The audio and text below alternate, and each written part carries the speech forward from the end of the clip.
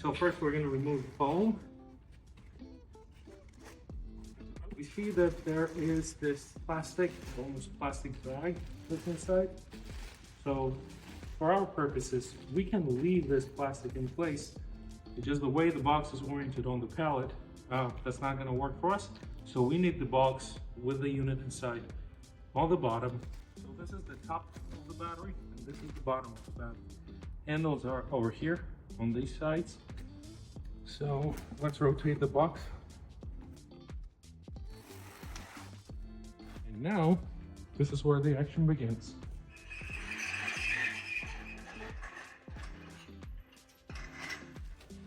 These are recommended to be removed so that there's enough space for these straps to go in. And also I wanted to show you the straps. So these are rated for 3,300 pounds, and whatever hook almost we have at the end fits perfectly in the battery handle. So that's what we're going to do right now. Put it in the battery handle on both sides. Lengthen the chain a little bit so that the hooks can reach the handles.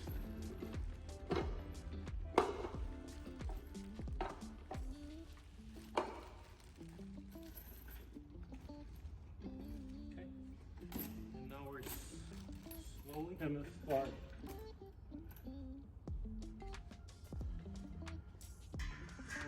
start lifting the battery unit. Let's make sure that air escape valve is closed. It is closed. Put this in. Make sure that the straps are not grabbing the alignment rods. And make sure that when you're applying the tension, the handles do not escape, or the hooks do not escape the handles. So far, seems good on this side. And seems to be good on this side as well. So we're going to take it slowly, make sure that we're making a steady progress.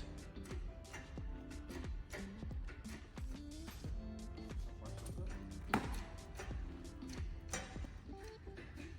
using my hand to make sure that it doesn't sway towards the hoist.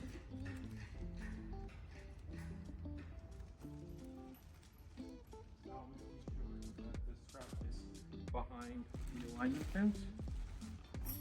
Okay, like this. And I remove the plastic bag. Let's lift it up even higher.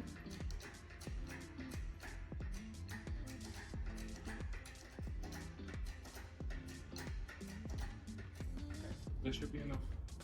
So now we are going to put this battery on top of the other module right there. This is again for demonstration purposes.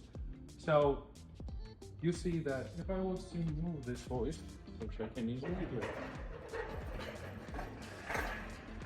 if I was to align it this way, this battery is backwards. But I can rotate the entire thing, like so, right? Very good. And now I am going to kind of navigate these forks around the first module so I can easily put the second module on top of it.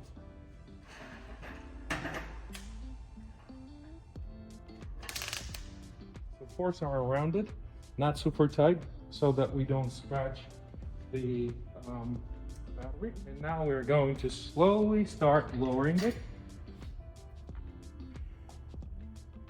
Again, I'm going to be very slow doing this, very careful.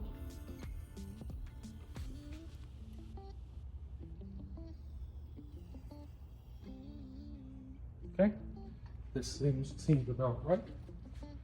So we're gonna align the top module like this. So I'm gonna align this module here and slowly start lowering it even further. Just a moment.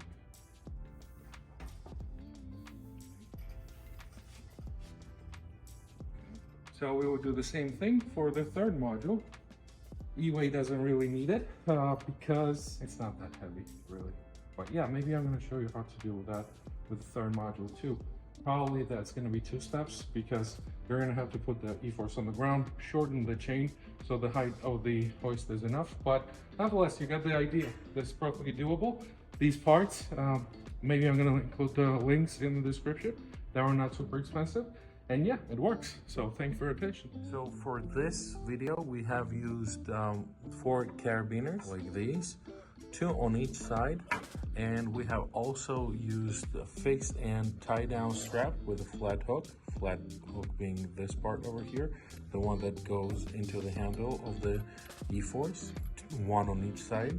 And we have used the chains to connect the straps to the hook of the engine hoist. So this is what the entire assembly looks like.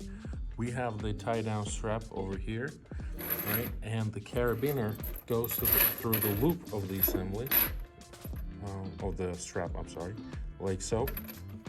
Then this carabiner connects to the other carabiner on the other end. Don't worry about this one.